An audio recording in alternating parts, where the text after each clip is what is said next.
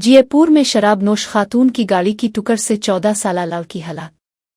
राजस्थान के दारुल हुकूमत जयपुर में एक अफसोसनाक वाकया पेश आया, जहां एक खातून ने शराब के नशे में धत होकर अपनी कार एक मोटरसाइकिल से टकरा दी।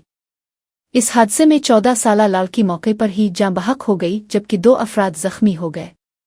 पुलिस के मुताबिक खातून शराब के नशे में गाड़ी चला रही थी।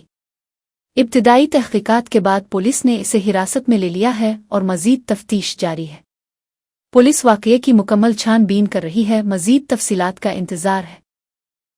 आप लोग साइड में तो एक हाँ यही रहने दो।